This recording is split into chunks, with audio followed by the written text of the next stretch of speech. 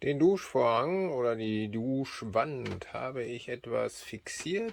Einmal habe ich hier hinten die Schraube etwas versetzt, damit das obere Gurtteil straffer sitzt. Funktioniert wunderbar.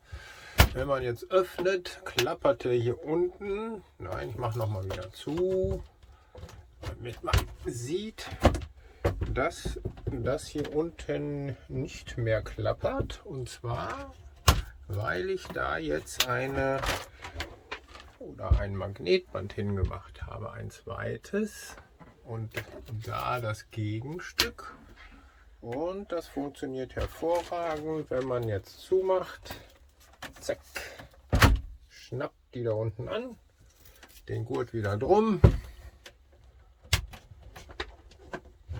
Irgendwann trifft man auf den Knopf. Mann. So, nein. So. Hier ist es denn. So. Und siehe da.